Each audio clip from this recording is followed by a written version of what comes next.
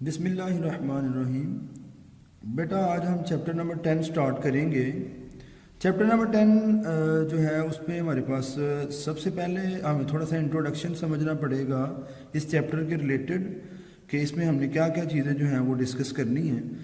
तो सबसे पहली चीज़ ये है कि इस चैप्टर का नेम है इलेक्ट्रोकेमिस्ट्री। तो इलेक्ट्रोकेमिस्ट्री की डेफिनेशन जो है वो बहुत इंपॉर्टेंट है। आप सबसे पहले इसको डिफाइन करेंगे इलेक्ट्रोकेमिस्ट्री को। तो इलेक्ट्रोकेमिस्ट्री बेसिकली दो चीज़ों के ऊपर डिपेंड करती है कि हमारे पास हम इसमें क्या स्टडी करते हैं। The branch of chemistry which deal with the conversion of electrical energy into chemical energy and conversion of chemical energy into electrical energy, यानी these two things are parallel to each other. जिस तरह ये chemical equation में लिखा हुआ है कि अगर हम इलेक्ट्रिकल एनर्जी को केमिकल एनर्जी में कन्वर्ट करें तो इसको हम इलेक्ट्रोलाइटिक सेल बोलेंगे। क्या बोलेंगे? Electrolytic cell. तो अगर हम केमिकल एनर्जी को, ये एरो का साइन आपको नजर आ रहा है, नीचे वाली लाइन में एरो का साइन इस तरफ है, ऊपर वाली लाइन में एरो का साइन इस तरफ है। तो यहां से आपको आइडिया हो सकता है जब केमिकल एनर्जी को इलेक्ट्रिकल में कन्वर्ट करेंगे तो वो वोल्टिक सेल होगा। गलवानिक सेल भी इसको बोलते हैं। क्या बोलते हैं? गलवानिक सेल। अब हमारे पास केमिस्ट्री की हम वो ब्रांच स्टडी करने लगे हैं जिसमें ये दोनों कन्वर्जन होती हैं। या तो इलेक्ट्रिकल एनर्जी को हमेशा केमिकल एनर्जी में कन्वर्ट किया जाता है या फिर केमिकल एनर्जी को हमें इलेक्ट्रिकल एनर्जी में कन्वर्ट करना पड़ता है। तो इसके लिए स्पेशल डिवाइसेस होते हैं, जिस तरह के हमारे पास सेल होते हैं, बैटरीज जो होती हैं, सेल और बैटरी, ये दोनों जो हैं ये ऐसे डिवाइस हैं, ऐसी मशीनें हैं जिनकी मदद से हम इलेक्ट्रिकल को केमिकल में और केमिकल को इलेक्ट्रिकल में कन्वर्ट कर सकते हैं। समझ लें इस चैप्टर में हमने सेल और बैटरी के बारे में ही पढ़ना है। तो बेसिकली सबसे पहले जो डेफिनेशन है वो आपको समझ आनी चाहिए कि हमने इसमें स्टडी क्या करना है। तो ये चीज़ स्टडी करनी है कि कौन से डिवाइस इलेक्ट्रिकल एनर्जी को केमिकल में कन्वर्ट करते हैं। उन डिवाइसेस को बोलते हैं इलेक्ट्रोलाइटिक सेल, और जो सेल जो हैं वो केमिकल एनर्जी को इलेक्ट्रिकल में कन्वर्ट करते हैं वोल्टिक सेल कहलाते हैं। अब इनमें होता क्या है? इनमें या तो ऑक्सीडेशन होती है या रिडक्शन होती है, या फिर ये दोनों ही काम होते हैं, ऑक्सीडेशन प्लस रिडक्शन। तो इनको रिडॉक्स रिएक्शन बोला जाता है जी। ऑक्सीडेशन क्या चीज है? Removal of electron. अगर किसी एलिमेंट से इलेक्ट्रॉन रिमूव हो तो उसको हम बोलेंगे इसकी ऑक्सीडेशन हो गई है। तो अगर किसी एलिमेंट में इलेक्ट्रॉन ऐड हो जाए, आयन में इलेक्ट्रॉन ऐड हो जाए, तो हम बोलेंगे इसमें एडिशन ऑफ इलेक्ट्रॉन, तो इसकी रिडक्शन हो गई है। तो ये दो आपने डेफिनेशन याद करनी है। Removal of electron is called oxidation and addition of electron is called reduction. जैसा कि कॉपर यहां पे रिड्यूस हो रहा है और जिंक यहां पे ऑक्सीडाइज हो रहा है। ये आपने डिफाइन भी करना है, इसको याद भी करना है। इसके बाद हमारे पास है जी ऑक्सीडाइजिंग एजेंट कौन से हैं और रिड्यूसिंग एजेंट कौन से हैं। यानी कि सिंपल सी बात है, विच ऑक्सीडाइज अदर, जो दूसरों को ऑक्सीडाइज करें और खुद को रिड्यूस कर लें, उन्हें बोलेंगे ऑक्सीडाइजिंग एजेंट। जैसा कि KMnO4 एक बहुत बड़ी एग्जांपल है इसकी, कि जो अपने आप को तो रिड्यूस करता है और लेकिन अदर को ऑक्सीडाइज करता है, इसको बोलते हैं ऑक्सीडाइजिंग एजेंट है। और रिड्यूसिंग एजेंट क्या चीज है जी? Which reduce other and oxidize itself, जो अपने आप को रिड्यूस करे, जो दूसरे को रिड्यूस करे और अपने आप को ऑक्सीडाइज करे, उसे हम बोलेंगे रिड्यूसिंग एजेंट। हमेशा नाम से ही आपको वाज़ेह हो जाएगा कि इसका दूसरे के ऊपर क्या इफेक्ट है। अगर तो ये दूसरे को ऑक्सीडाइज कर रहे हैं, अदर को ऑक्सीडाइज कर रहे हैं, तो ये ऑक्सीडाइजिंग एजेंट है। तो अगर ये दूसरे को रिड्यूस कर रहे हैं तो ये रिड्यूसिंग एजेंट है जी। ये हमारा कुछ बेसिक इंट्रोडक्शन था जो आपके लिए समझना बहुत ज़रूरी था। इसके बाद हम बाकायदा चलते हैं जी लेक्चर की तरफ, जिसमें सबसे इम्पोर्टेंट, सबसे पहला जो हमारे पास लॉन्ग क्वेश्चन है हम उसको यहाँ पे स्टडी करते हैं जी। सबसे पहला जो लॉन्ग क्वेश्चन है वो जी oxidation number and oxidation state. एक ही चीज है ऑक्सीडेशन नंबर और ऑक्सीडेशन स्टेट। किसी एलिमेंट के ऊपर आपने जो अपेरेंट चार्ज कभी देखा है, जैसा कि हमारे पास सोडियम क्लोराइड है, तो उसको अगर हम देखें तो सोडियम के ऊपर हम अक्सर लिखते हैं +1 और क्लोरीन के ऊपर -1 लिखते हैं। तो ये जो अपेरेंट चार्ज आपको एलिमेंट के ऊपर कंपाउंड के अंदर नजर आ रहा है इस सोडियम क्लोराइड की शक्ल में, इस चार्ज को बोलते हैं ऑक्सीडेशन नंबर। तो इसकी डेफिनेशन है, it is apparent charge on an atom in A molecule और आयन, चाहे ये मॉलिक्यूल की शक्ल में हो, जिस तरह की सोडियम क्लोराइड का मॉलिक्यूल है, या फिर ये अकेले के लिए आयन भी हो सकते हैं, इनके ऊपर जो चार्ज होगा इज कॉल्ड ऑक्सीडेशन नंबर। अब सबसे इंपॉर्टेंट चीज है, it may be positive, it may be negative, it may be zero.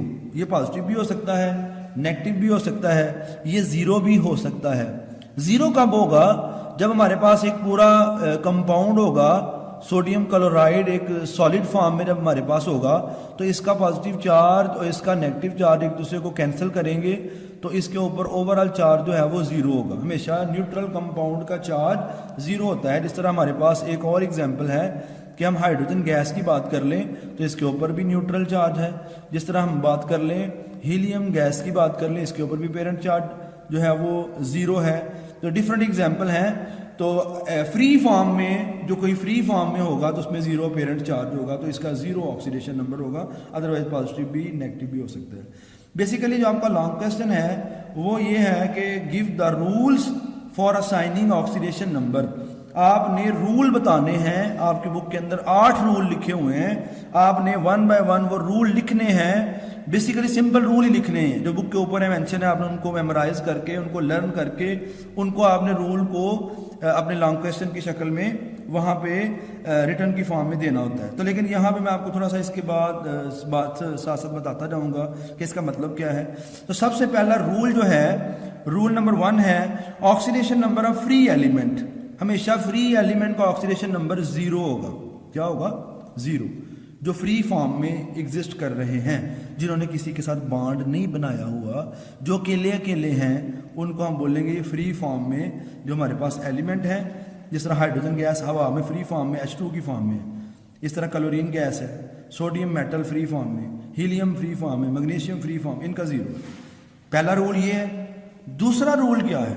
Second rule है oxidation number of hydrogen atom.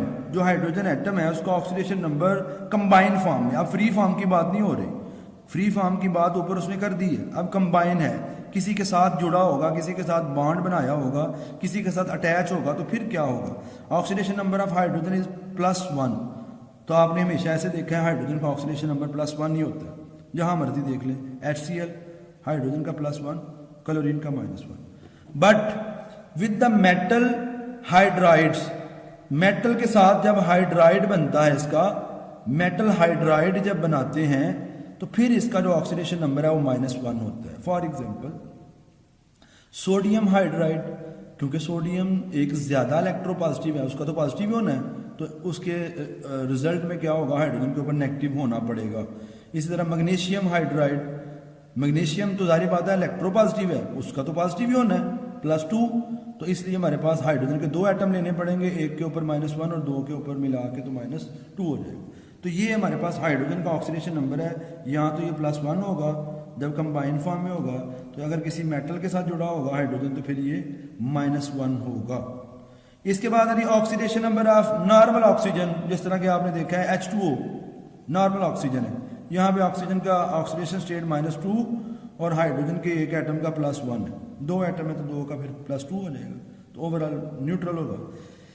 ये हाइड्रोजन के नॉर्मल ऑक्सीजन की ऑक्सीडेशन स्टेट लिखी हुई है, ऑक्सीडेशन नंबर लिखा हुआ है, oxidation number of normal oxygen -2। But in peroxide, peroxide में क्या होगा? इसका -1 होगा। क्या होगा? -1 होगा। इसी तरह इन सुपरऑक्साइड, सुपरऑक्साइड के अंदर -1/2 लिखा जाएगा, मतलब हाफ ऑक्सीडेशन स्टेट होगी। है ये भी माइनस में है, ये भी माइनस में है, ये भी माइनस में है। सिर्फ एक जगह पे ऑक्सीजन का पॉजिटिव ऑक्सीडेशन स्टेट +2 होता है, वो है दी F2O। उसमें हमारे पास F2O के बाद अगर हम इसका देखें तो यहाँ पे ऑक्सीजन की ऑक्सीडेशन स्टेट +2 है और फ्लोरीन के एक एटम की -1 है, तो 2 एटम है, दोनों की मिला के -2 हो जाएगी। सिर्फ यहाँ पे ऑक्सीडेशन स्टेट ऑक्सीजन की +2 होती है, बाकी सारी केमिस्ट्री में इसकी माइनस ही आपको मिलेगी। सिर्फ ये एक वाद एग्जाम्पल है जिसमें इसकी +2 ऑक्सीडेशन स्टेट आपको या ऑक्सीडेशन नंबर आपको नजर आएगा। ठीक हो गया?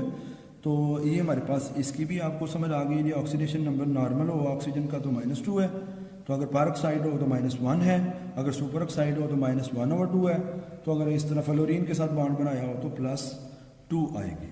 इसके बाद है जी इन बाइनरी कंपाउंड, हमेशा दो चीज़ों का कंपाउंड है तो oxidation number of halogen, halogen आपको पता है क्या होते हैं, क्लोरीन, फ्लोरीन, ब्रोमीन, आयोडीन, ये सारे हैलोजन हैं। ये क्या है? हैलोजन है। इनकी ऑक्सीडेशन स्टेट बाइनरी कंपाउंड में हमेशा -1 होगी, जिस तरह के sodium chloride, sodium fluoride, sodium bromide. तो इसमें इसकी भी -1 है, इसकी भी -1 है, इसकी भी -1 है, सबकी -1 है। तो सोडियम की तो डेफिनेटली +1 होगी। तो ये आपको बात बताना चाह रहे हैं कि हैलोजन की हमेशा -1 होती है। ठीक है जी। इसके बाद नेक्स्ट हमारे पास आगे जो इसके रिलेटेड रूल्स हैं, अभी 4 रूल आपने यहाँ पे पढ़े हैं, तो 4 ही रूल आपने और पढ़ने हैं। वो 4 रूल जो हैं वो आपको मैं बता देता हूँ जी। 5वां रूल है बच्चे, oxidation number of group 1A, priority table का पहला ग्रुप, प्रायोरिटी टेबल का दूसरा ग्रुप, प्रायोरिटी टेबल का तीसरा ग्रुप। इन ग्रुप के अंदर ऑक्सीडेशन नंबर जो है वो क्या होगा? पहले ग्रुप वालों का +1 होगा, दूसरे ग्रुप वालों का +2 होगा, तीसरे ग्रुप वालों का +3। जैसे कि सोडियम पहले ग्रुप का तो इसका +1, मैग्नीशियम दूसरे ग्रुप का इसका +2, एल्यूमिनियम तीसरे ग्रुप का इसका +3। तो ये रिस्पेक्टिवली ऑक्सीडेशन नंबर है। इन न्यूट्रल कंपाउंड, जैसे पहले भी हम बात कर चुके हैं कि दोनों का ऑक्सीडेशन नंबर ± जितना जितना भी है उनको आप कैंसिल कर लें तो ओवरऑल ऑक्सीडेशन नंबर 0 होगा। कोई भी एग्जांपल ले लें, वाटर की एग्जांपल ले लें, H2O -2 है ऑक्सीजन का, हाइड्रोजन का +1 है, लेकिन 2 एटम है ना हाइड्रोजन के, तो ये +2 हो जाएगा। तो ये इसके साथ कैंसिल हो जाएगा। ओवरऑल न्यूट्रल कंपाउंड के अंदर इसको 0 कहा जाएगा, लेकिन अगर इन दोनों एटम को सेपरेटली देखें तो इनके ऊपर माइनस और पॉजिटिव चार्ज है। इन आयंस, इसके बाद नेक्स्ट रूल है, आयंस की शक्ल में हमारे पास ऑक्सीडेशन नंबर क्या होगा? तो आयंस की फॉर्म में sum of the oxidation number of all the elements या ऑल द एलिमेंट्स या all the atoms is equal to charge. इसके ऊपर जितना भी चार्ज आपने लिखना है तो आपने सबका सम कर लेना है। तो इस तरह आपका सम करेंगे तो ऑक्सीडेशन नंबर आपके पास आ जाएगा। ठीक है। इसके बाद नेक्स्ट हमारे पास है फर्दर, हम यहाँ पे इसकी एग्जांपल आपको 7वें पॉइंट की एग्जांपल यहाँ पे आपको मैं बताऊंगा कि इसमें वो क्या कहना चाह रहा है। इन नेक्स्ट है 8वां रूल है, लास्ट वाला रूल है, in any case more electronegative, हमेशा मोर इलेक्ट्रोनेगेटिव एटम जो होगा या एलिमेंट जो होगा उसका ऑक्सीडेशन नंबर नेगेटिव होगा और जो मोर इलेक्ट्रो पॉजिटिव है उसका ऑक्सीडेशन नंबर पॉजिटिव होगा। सारी बात है, जो ज़्यादा इलेक्ट्रोनेगेटिव है उसका नेगेटिव होगा, जो ज़्यादा इलेक्ट्रो पॉजिटिव है उसका पॉजिटिव होगा। इसकी मैंने आपको 2 एग्जांपल यहाँ पे प्रोवाइड करनी है जी। एक एग्जांपल ये लिखी हुई है, दूसरी एग्जांपल ये है। ये दोनों एग्जांपल मैं आपके साथ डिस्कस कर लेता हूँ। पहली एग्जांपल है कि KMnO4, यानी कि पहली एग्जांपल में आपको यहाँ पे 2 एग्जांपल आपके सामने सिर्फ कोड करना चाहता हूँ कि वो कहता है जी ऑक्सीडेशन नंबर फाइंड करें ऑफ मैंगनीज, किसमें से? इन KMnO4, KMnO पोटाशियम पर मैग्नेट में से आप ऑक्सीडेशन नंबर निकालें मैंगनीज का। तो हमारे पास क्वेश्चन क्या हुआ जी, मैंगनीज का हमने ऑक्सीडेशन नंबर। आप ऐसा करें, पूरे कंपाउंड को लिख लें। ये आपने पूरे कंपाउंड को लिख लिया। जैसा कि आपको पता है बेटा कि यहाँ पे ये एक न्यूट्रल कंपाउंड है, न्यूट्रल कंपाउंड का ऑक्सीडेशन नंबर हमेशा 0 होता है। जैसे कि हम पॉइंट नंबर 6 में पढ़ चुके हैं कि neutral compound oxidation number is 0। तो ये एक न्यूट्रल कंपाउंड है, इसका oxidation number is equal to 0। ऐसे ही आपने इक्वल रख लेना। आपने मैंगनीज का निकालना है, मैंगनीज को ऐसे लिख ले। आपको पता है पोटाशियम पहले ग्रुप का मेंबर है, उसका ऑक्सीडेशन नंबर +1 है, और ऑक्सीजन जो है वो दूसरे ग्रुप का मेंबर है, और ऑक्सीजन का वैसे भी नॉर्मल में -2 होता है। यहाँ पे 4 ऑक्सीजन के एटम है, कितने हैं? 4। तो इसको 4 के साथ मल्टीप्लाई कर दे तो इसका आंसर हमारे पास क्या आएगा? +1। मैंगनीज की तो आपने निकालनी है, इसको वैसे लिख लें। इसको 4 को -2 से मल्टीप्लाई करेंगे तो -8 आ जाएगा। अब हमने इनको कैलकुलेट करना है, तो 8 इस साइड पे आके +8 हो जाएगा और 1 इस साइड पे आके -1 हो जाएगा। तो मैंगनीज का जो ऑक्सीडेशन नंबर है हमारे पास बच्चे को +7 आया है। कभी भी आप +7 साथ ऐसे नहीं लिख सकते। ये अगर आप ऐसे लिखेंगे ना सिर्फ 7, तो बेटा आपका ये आंसर गलत होगा। ये आपका आंसर ठीक है। आपने साथ में साइन भी मेंशन करना है। इस तरह जैसे वो हमारे पास पॉइंट था, पॉइंट नंबर 7 के आयन का सम करना पड़ता है टोटल आपने ऑक्सीडेशन स्टेट निकालने के लिए। जैसे कि SO2 है, आप सल्फर का निकालना है आपने, oxidation number of sulphur in sulphate में से आपने निकालना है। तो ये -2 ऊपर लगा हुआ है, तो ये भी आपको बताऊंगा -2 ऊपर क्यों है। लेकिन बहरहाल हम अपने पॉइंट के आ जाते हैं कि हमने किसकी वैल्यू निकालनी है, हमने ऑक्सीडेशन नंबर फाइंड करना है जी। ऑक्सीडेशन नंबर ऑफ सल्फर ये हमने निकालना है। तो सल्फर के लिए हमारे पास SO4 -2, तो क्योंकि ये न्यूट्रल मॉलिक्यूल था, ये 0 के बराबर, ये न्यूट्रल नहीं है, ये जिसके बराबर है आपको नज़र आ रहा है, ये -2 के बराबर है, ये न्यूट्रल है, ये न्यूट्रल नहीं है, इसलिए ये 0 लगाया था। तो इसमें ये न्यूट्रल नहीं, -2 के बराबर है, -2 लगाएंगे। सल्फर की वैल्यू आपने फाइंड करनी है। ऑक्सीजन का आपको पता है, ऑक्सीजन की एक एटम की वैल्यू -2 होती है, लेकिन आपके पास यहाँ पे 4 ऑक्सीजन के एटम हैं, आप 4 से इसको मल्टीप्लाई कर लेंगे तो हमारे पास आ जाएगा जी -8। तो सल्फर की वैल्यू फाइंड करनी है, इधर -2 है, तो हम इसको जब रीअरेंज करेंगे तो इधर आके -2 + 8, तो हमारे पास सल्फर का आंसर आ जाएगा 6 + 6 लिखना पड़ेगा, सिर्फ 6 नहीं लिखेंगे। इस तरह जिस मर्जी कंपाउंड में से जिस मर्जी एलिमेंट की, जिस मर्जी एटम एलिमेंट, ये एलिमेंट एटम की बात हो रही है, जिसकी मर्जी आप ऑक्सीडेशन स्टेट निकाल सकते हैं। जैसे मैंने आपको बताया था ना कि 7वां पॉइंट है, in ions sum of the oxidation number of all the element is equal to the charge. ये हमने सम ही किया दोनों का, देखा। तो यहाँ पे SO4 -2, इसका -2 क्यों आया है, क्योंकि हमने सम किया हुआ है।